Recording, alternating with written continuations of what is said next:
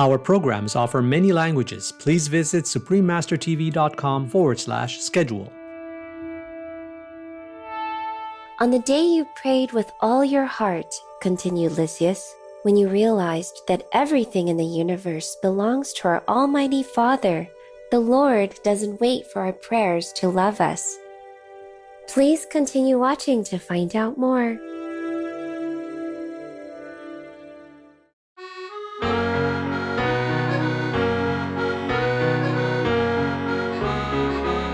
Hoe gaat het met jou?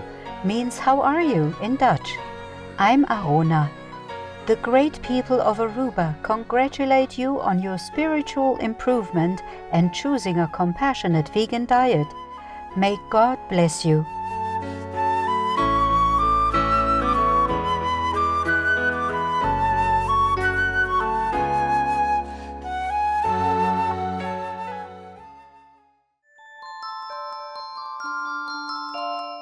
Man is not forsaken on earth.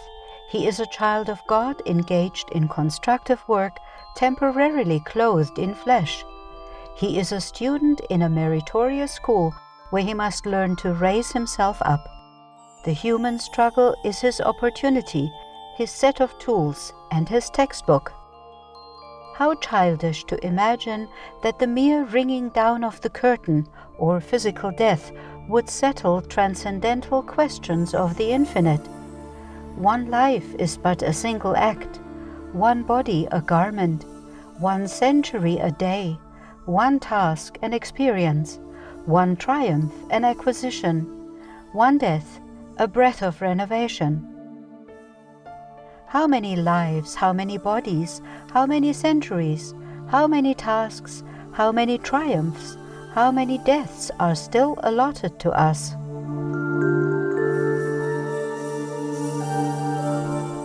These astounding messages from the spirits via a human medium convey the message of Spiritism. Spiritism emerged in the mid-19th century through the findings and philosophy of French educator Hippolyte Léon Denis Rivail, also known as Allan Kardec. Contemporaries of Allan Kardec included Spiritist philosophers Léon Denis and renowned author Arthur Conan Doyle. Spiritism followers explore the nature, origin, and destiny of souls, often through afterlife communication conveyed via a medium. Throughout Latin America and parts of Europe, Spiritism is known and practiced by millions of people. Numerous books have been written that provide insights into the afterlife and the soul's immortality. One such volume is No Solar, or The Astral City, by Spirit André Luiz, through Spiritist medium Francisco Candido Xavier. Francisco Candido Xavier was a well-known Brazilian philanthropist who co-authored more than 400 books. In The Astral City, former medical doctor André Luiz speaks from the afterlife of his awakening and healing within a spiritual society near the Earth's surface. This story describes not only the continuation of life beyond the physical body, but more importantly, how heaven cares for each and every human soul. The following excerpt from The Astral City describes how André Luiz was strengthened spiritually upon his rescue from the lower zones.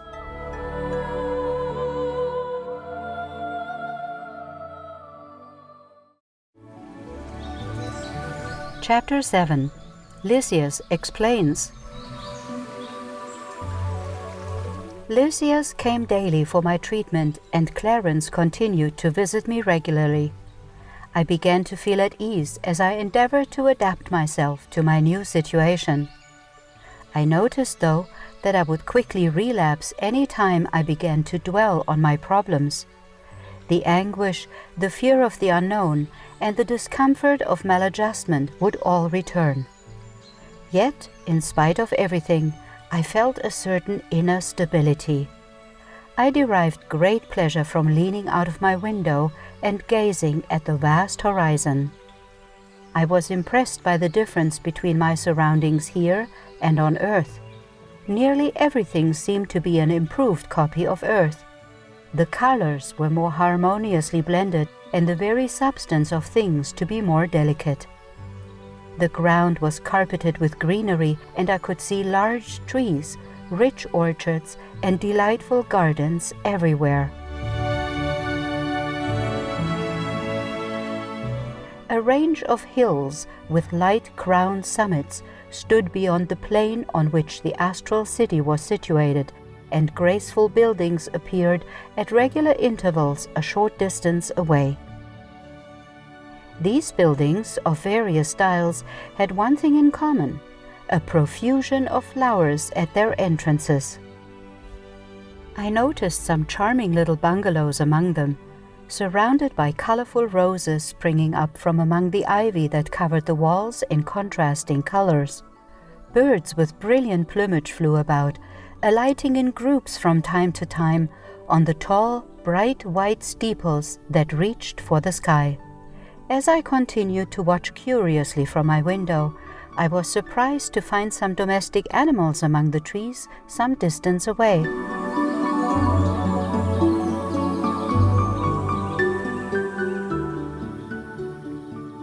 During these periods of deep musing, my mind was filled with countless speculations.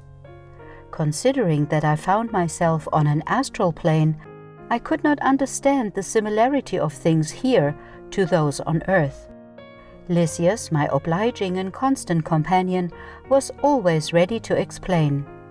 Death of the physical body does not take man instantly to miraculous spheres. Every evolutionary process progresses through graduation. There are countless planes for discarnate spirits, just as there are many wondrous regions for those still in flesh. All souls, feelings, forms, and things are governed by the principles of natural evolution and hierarchy.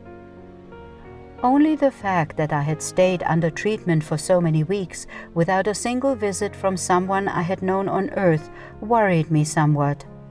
Surely I was not the only one in my circle of friends and relatives to be struggling with the enigma of death. My parents had departed before me, as had various friends.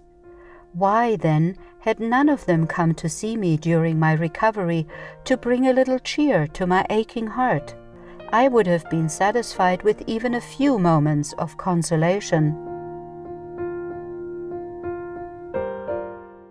One day, when I could no longer silence my doubts, I asked my attendant, "Tell me, dear Lysias, is it possible to meet those who left the earth before us?" "Why, do you imagine yourself forgotten?" "Yes, in fact I do. Why has no one come to see me? On earth I always relied implicitly on my mother's devotion, yet to this day I have heard nothing from her, or from my father, who died 3 years before me." "Well, you are mistaken about your mother. She has been helping you night and day since the crisis you passed through before you arrived here. She doubled her assistance when you fell ill for the last time. You aren't aware yet, are you, that your stay in the lower spheres lasted over 8 years? In all that time, she never lost hope and often came to the Astral city to intercede on your behalf. She enlisted the services of Clarence, who began visiting you frequently until the moment when you, the conceited earthly doctor, remembered that you were also a child of God. Do you see now?"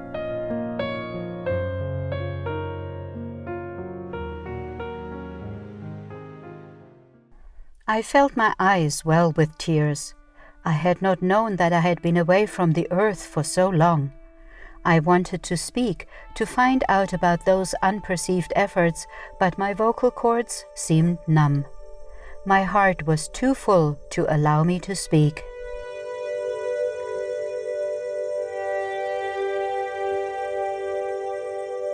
"On the day you prayed with all your heart," continued Lysias, "when you realized that everything in the universe belongs to our Almighty Father, even your tears were different.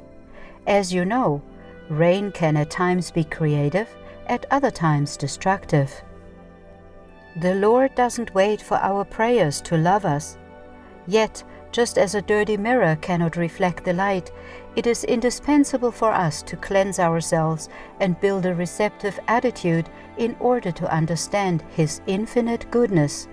Thus, it is not the Father who needs our penance, it is we who need it for the inestimable service it renders us.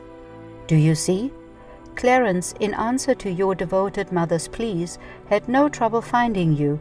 It was you who took so long to find Clarence. I was told that when your mother heard you had broken through the shadows into the light, she wept for joy. "And where is my mother now?" I cried at last. "If possible, I should like to see and embrace her, to fall on my knees at her feet." "She doesn't live in the Astral City," he informed me. "She inhabits higher spheres where she works not exclusively for you, but for the good of many." Noting my disappointment, he added, "She is sure to come and see you." When one earnestly wishes for something, it is already half obtained. Here we have your own example. For years you wandered at random, a prey to fear, distress, and disillusionment. Yet, as soon as you felt the necessity for divine assistance, you expanded the range of your mental vibrations and obtained vision and help. Encouraged by the explanation I had just received, I exclaimed resolutely, "Then I wished it with all my heart, and she shall come." Lysias smiled knowingly, and as he took his leave, he added this friendly advice: "Right, but keep in mind that all deserving petitions should contain 3 basic prerequisites: an active will, persevering work, and merit. In other words, one must first wish, then work towards that wish, and finally be deserving of what he requested." He departed smiling, while I fell into deep meditation, wondering how such a vast program could have been expressed in so few words.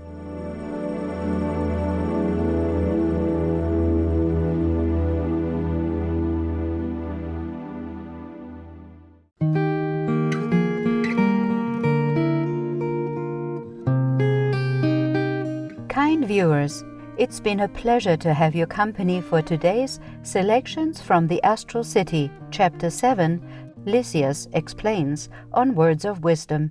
Coming up next is The Eternal Beloved, Part 3 of 4, right after noteworthy news here on Supreme Master Television. May your days be blessed with pure heavenly light. Our programs offer many languages. Please visit suprememastertv.com/schedule and suprememastertv.com/WOW. Nos programmes offrent plusieurs langues. Veuillez visiter suprememastertv.com/schedule et suprememastertv.com/WOW. Nuestros programas ofrecen varios idiomas. Visiten suprememastertv.com/schedule y suprememastertv.com/WOW. รายการของเรามีให้หลายภาษาโปรดดู suprememastertv.com/schedule และ suprememastertv.com/WOW